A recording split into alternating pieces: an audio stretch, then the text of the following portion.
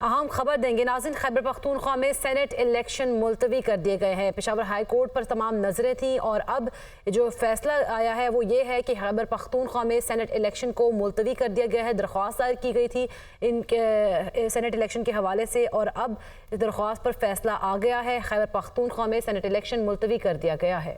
Senate elections मुलतवी करने के लिए पेशावर हाई कोर्ट में दरख्वास्त दायर की गई, जिसकी समाअत जारी थी और अब खैबर पख्तूनख्वा में सेनेट इलेक्शंस मुलतवी हो चुके हैं। खैबर पख्तूनख्वा में ये एक बड़ा ब्रेक थ्रू है। खैबर पख्तूनख्वा हुकूमत की जानिब से खैबर पख्तूनख्वा में सेनेट इलेक्शंस मुलतवी हो चुके हैं। खैबर पख्तूनख्वा में सेनेट इलेक्शंस मुलतवी करने के लिए दरख्वास्त दायर की गई थी, जिसकी समाअत जारी थी और अब खैबर पख्तूनख्वा में सेनेट इलेक्शंस मुलतवी हो चुके हैं। दीगर सूबों में सेनेट इलेक्शन जारी हैं, जिनके नताइज 4 बजे तक मरतब कर लिए जाएंगे, मगर खैबर पख्तूनख्वा में सेनेट इलेक्शंस मुलतवी कर दिए गए हैं। खैबर पख्तूनख्वा में सेनेट इलेक्शंस मुलतवी हो चुके हैं। खैबर पख्तूनख्वा में सेनेट इलेक्शंस मुलतवी हुए हैं, इसकी मजीद तफसीलात जानेंगे। जाकिरुल्लाह हमारे साथ मौजूद हैं।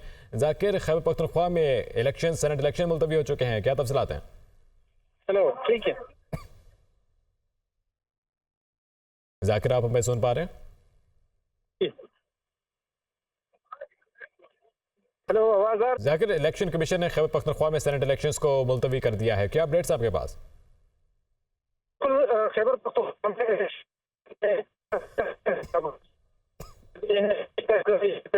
काम शुरू नहीं हुआ था। जैसे अभी इलेक्शन कमीशन की जानिब से बाकायदा तौर पर बताया गया है कि इलेक्शन सेनेट इंतखाबात जो है वो खैबर पख्तूनख्वा में मुलतवी कर दिए गए। 11 नशस्तों पर यहाँ पे इंतखाबात होने थे आज, जिसमें 7 जनरल नशस्तें शामिल हैं, 2 खवातीन और 2 टेक्नोक्रेट की नशस्तें हैं।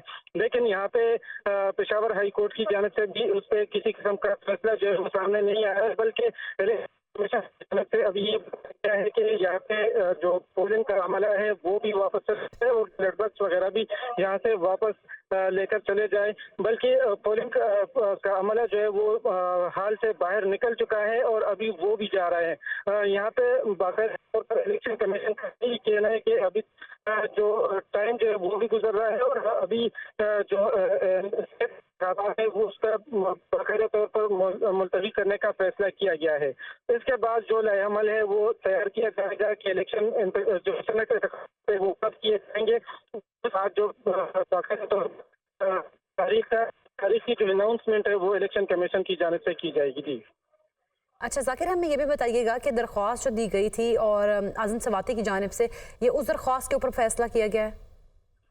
आज़म सवाती की जानिब से दरख्वास्त दी गई थी वो तो पेशावर हाई कोर्ट में दी गई है कि इलेक्शन जो है वो मुलतवी न किया जाए, लेकिन यहाँ पे अपोजिशन की जानिब से बाकायदा तौर पर इलेक्शन कमीशन को दरख्वास्त दी गई है कि जो मखसूस नशस्तें हैं उस पर हल बर्दारी नहीं हुई, उसका हल नहीं लिया गया, तो इसी वजह से यहाँ पे इलेक्शन जो है वो मुलतवी किए गए।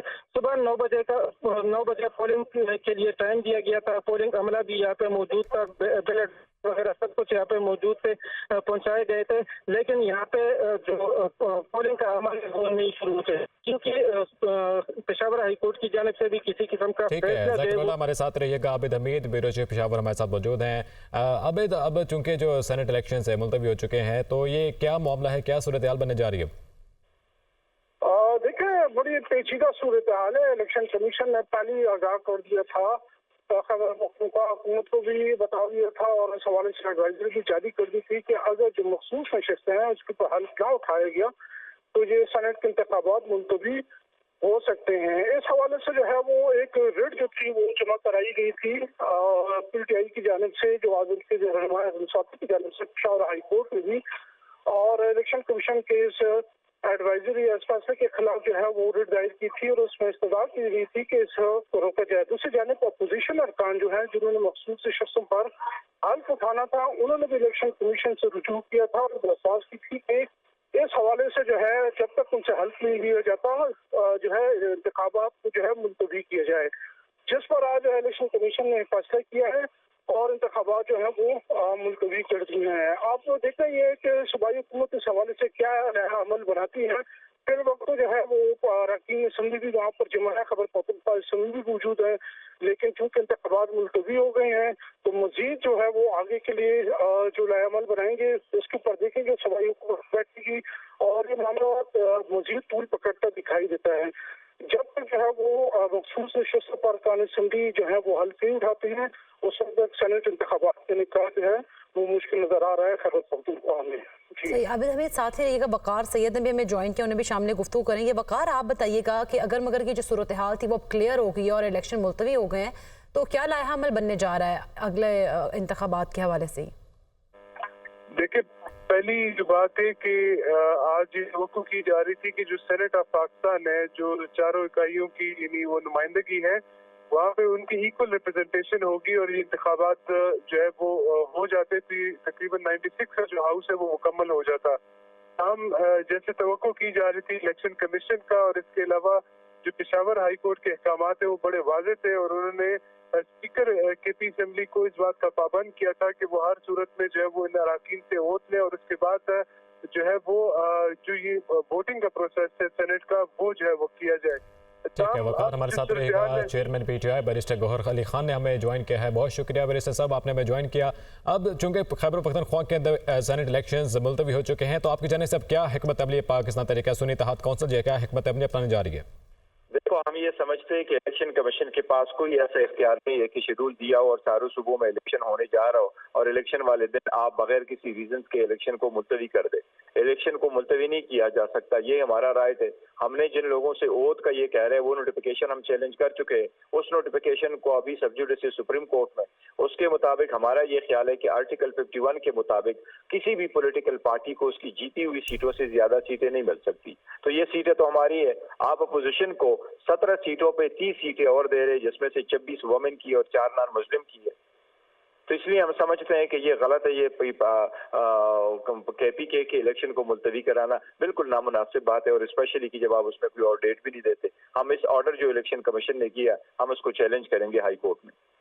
सही, बैरिस्टर साहब, आप लोगों का लाया अमल क्या होगा इसके साथ साथ अगर लोग चैलेंज भी करते हैं इस चीज को?